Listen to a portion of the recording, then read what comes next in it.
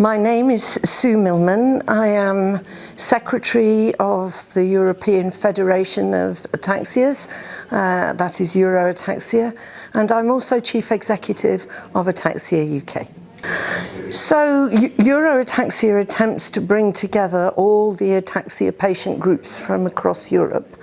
So we have now, I think, 21 members. Several countries have more than one patient group that belongs. But we bring them together under the umbrella of ATAXIA to give a louder voice to people, to the ataxia community.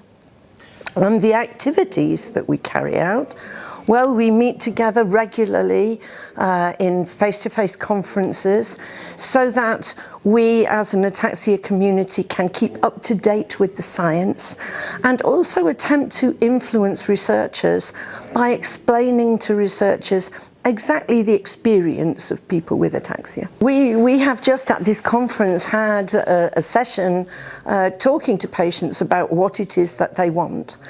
And one of the things that patients have said that they need is for researchers to address the question of fatigue. It is really difficult to carry on living a normal life if you are feeling tired all the time. And I'm not aware of any research which has investigated this particular question. There is lots of research going on in the area of all of the different ataxias, particularly Friedreich's ataxia. But on the other hand, I've never been aware of anything around fatigue. I suspect that they won't produce new research unless we into fatigue, unless we find a way of kicking it off and funding it as basic research, which then may be picked up by other funders such as pharmaceuticals or government research grants. But I think that probably they need a basis of evidence to start moving forward. And one of the things that the ataxia community has been good at doing is finding areas where basic research is lacking, triggering that research, and then that research is picked up and taken forward. It is always an ambition of ATAXIA to foster research, and in fact increasingly, particularly because of the influence of the European Union, there is an insistence that patient groups should be involved in research projects. And this is another area of research activity where ATAXIA provides people to represent patient group views on steering groups of research projects so that we can keep them grounded in patient need. What I would like to say is that I know that the research community is very committed. I have seen researchers over many years putting in far more effort than that for which they are paid. And they are also very open. That isn't the case in every field, but in the area of ataxia, the sharing of research amongst researchers is done in a very selfless way.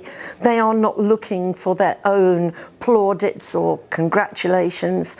They are looking to advance the field of research, and therefore they're prepared to share their results in a way that I think it doesn't happen in many areas.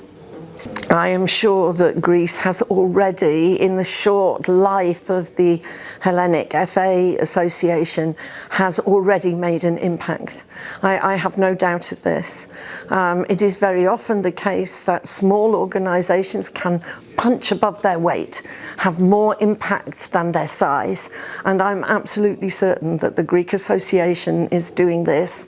You have had a conference last year, you have helped ATAXIA have its conference this year, and you are engaged with all the pharmaceuticals and the government agencies, and you are well placed to lobby in Greece through your membership of the Rare Disease Association. My ambition is that ATAXIA should no longer need to exist. That is my true ambition. I don't suppose it will be achieved in my lifetime, but I do think, and this is the message that I want to give to patients, is I know the research process is long. I know that it tries people's patience when they are deteriorating, and the solutions, the treatments are not immediately available, but there are people who are working really hard to change that and to bring the treatments and cures to you. And this will happen. I'm sorry to crave more patience, but if you can be patient, I know it will arrive.